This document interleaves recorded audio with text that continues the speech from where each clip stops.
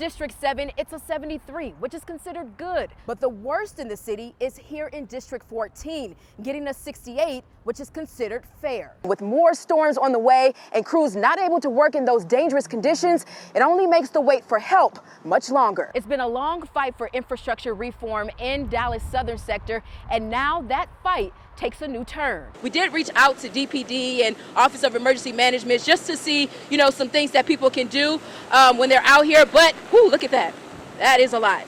That is a lot. And Cowboys of Color tells us that 1 out of 4 cowboys in the nation are black. Residents at this East Dallas complex say they've seen it all, from fires to crime to storm damage. I put this shirt in some water, and it's been probably about 15 minutes, and it is rock solid hard. So that's just to show you how cold it is in these freezing temperatures. Now see, I asked them if they were scared. They said they're not scared. Y'all not scared at all? I'm not scared. All right, well, we gonna get it started then. Let's go on ahead and get the rifle. Y'all, we about to be spinning. Oh, yeah. Oh, my God is right. Oh, my God is.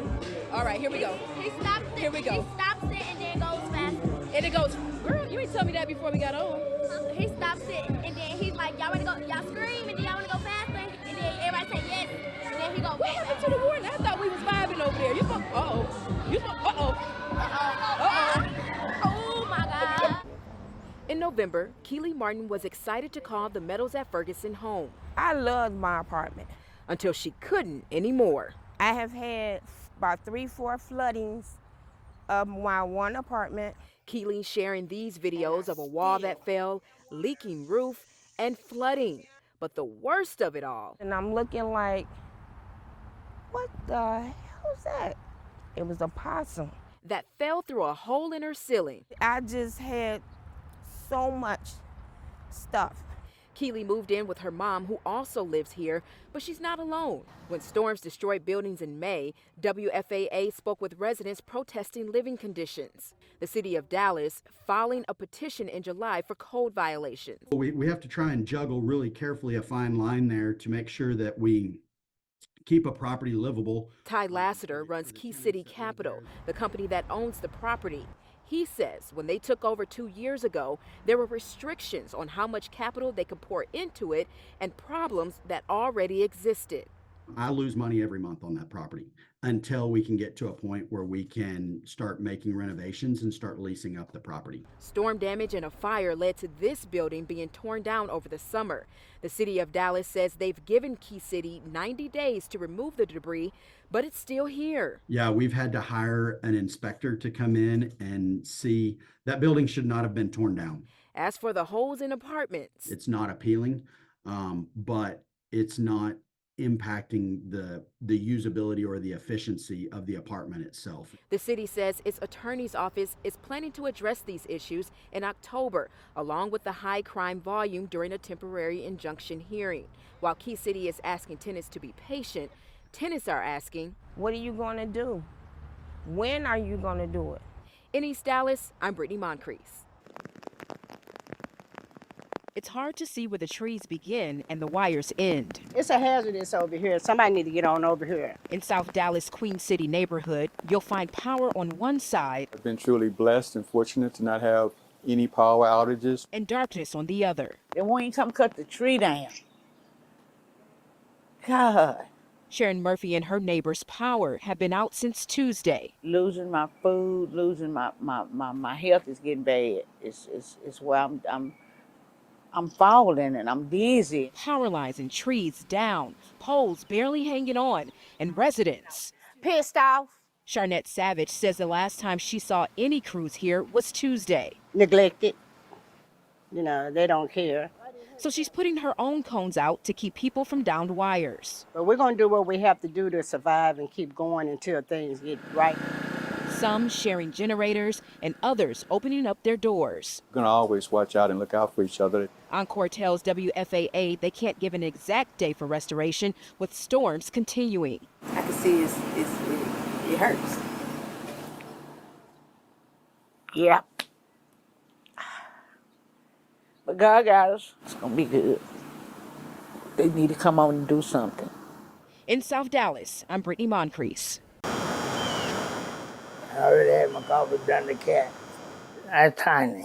67-year-old Albert Miles That's it. says he's a simple man. That's it. Simple. Simple life. However, his health is anything but. I have COPD. I also have had 2 knee surgeries. I have arthritis in my spine, and I have carpal tunnel syndrome, and I have a heart disease. So with all those ailments dragging him down, we followed him on his routine journey to the doctor. Hold on now. From his South Dallas home on Cleveland Street to Ross Avenue in Old East Dallas. A 5-mile trip that takes Albert about an hour. It's long. Yeah. Not just because of his health. I do pretty good until they start hurting. But because of the health of his neighborhood. So all of this, no sidewalks. No sidewalk. That, like his back and knees, is falling apart too. And what do you do when it's muddy or wet? You just walk in the street. It's what others do too, crossing intersections. Good morning, twin. With faded or no crosswalks at all. Good morning. Talk about it, but nothing changes. The wait only makes matters worse. It's just the area. They say it's gonna get better. We don't know. Do you believe it'll get better? I'm hoping it would. We've been talking about infrastructure equity. We took a look at the city's bond process. But SMU professor Barbara Minsker So our infrastructure is the worst. Hopes it will get better. She and her students are identifying what they call infrastructure deserts. So let's come back to the study that we started with. Taking us back to South Dallas. A sidewalk is totally useless if it's not continuous. It doesn't get you somewhere. This time in Jubilee Park. So the infrastructure desert is the low-income neighborhood with highly deficient infrastructure relative to the rest of the city. Her study collected data from 2018 to 2019, focused on 12 infrastructure types, including food access and public transportation. Bus is already here, ain't it? Yeah, I'm trying to get them that too. Which Albert and many others struggle with far too often. All right. At that time, there were 62 infrastructure deserts around the city. Most of them are in southern and western Dallas. Raising funds for the 2 bridges across the Trinity, you could do sidewalks probably for the whole city for that amount. Minsker's study, to put a word on it, and it says equity, grabs the attention of Dallas Deputy Mayor Pro Tem Carolyn King Arnold.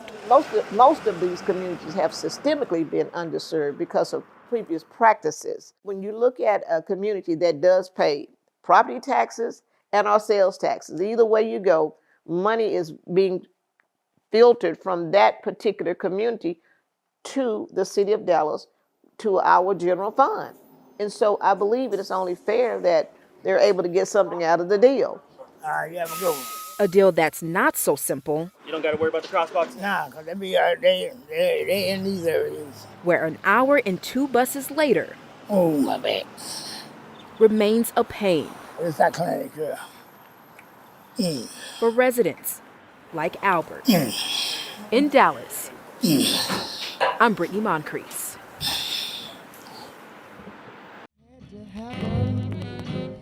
And it did somehow.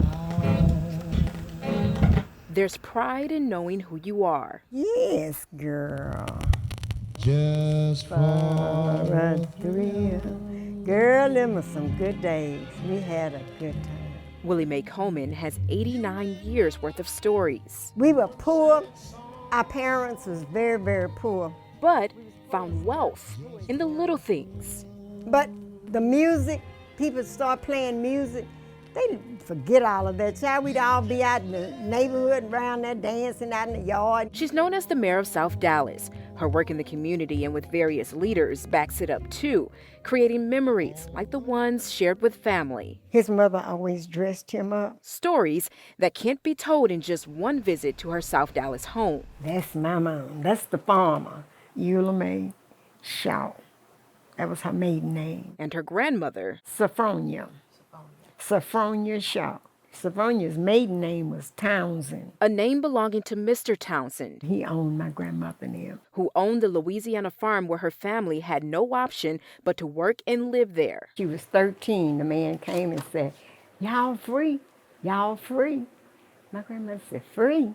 He said, the masters can't tell you what to do now, because y'all be free. It's amazing the stories she continues to pass down. You ready to go? He said, I ain't going for you. I don't have to work for you, master. I can work for myself. I said, Mama. She said, baby, we all had guns, and we all stood beside of him on the porch. And they started shooting at each other. Finally, they quit. They shot my grandmother, and the bullet went through her arm right there. And it just went in and come out. And it's daunting, the stories she simply doesn't know. I don't know her parents' name, and what my grandmother's real name was, I don't know. It's the disheartening reality of most descendants from Africa. But that's where American Ancestors' 10 Million Names Project comes in. We are seeking to recover and restore the names of the estimated 10 million men, women, and children who were enslaved. Cynthia Evans is research director. It's important to uncover this information because we know that family history typically gives people a great sense of worth.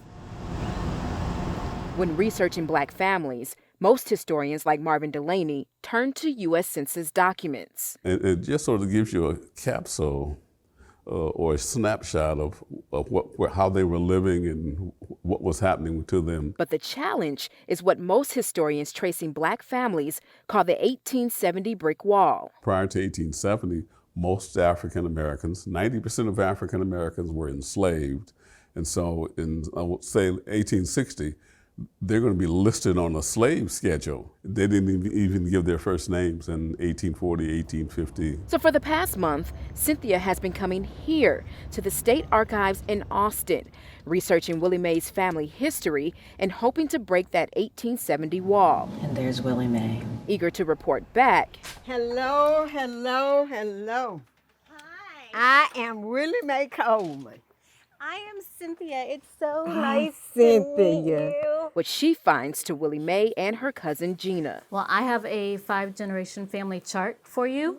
It goes father's family and mother's family. So uncovering pieces to this family puzzle that up until now was based on oral history. there is an interesting thing about Sophronia's family. She is a Townsend, but I found a census document with her name, and it looks like they may have gone back and forth between Townsley and Townsend. Slavery really obscured a lot of that information.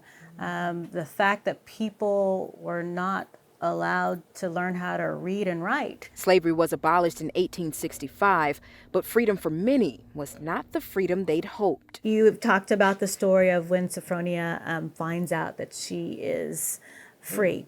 And so when I did research, what I found was that Sophronia was born around 1880s. It has come down through your family, and it tells you about what they experienced in that location.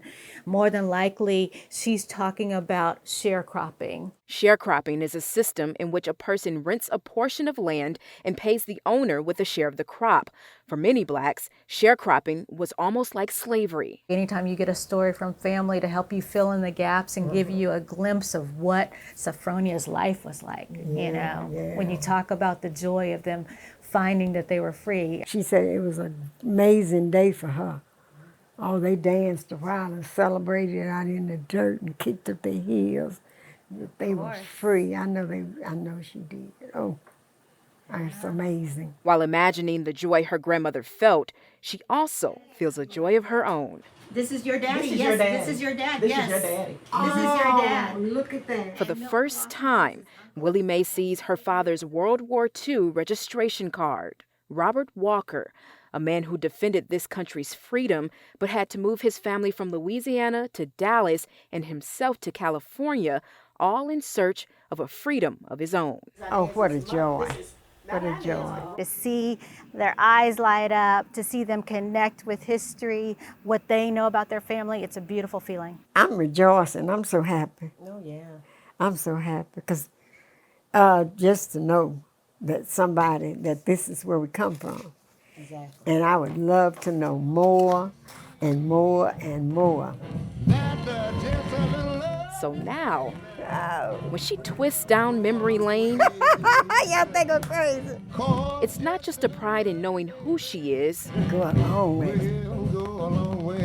Hey. but feeling closer to those who came before her. Say that, Ray. In South Dallas, Yeah, baby. I'm Brittani Moncrease.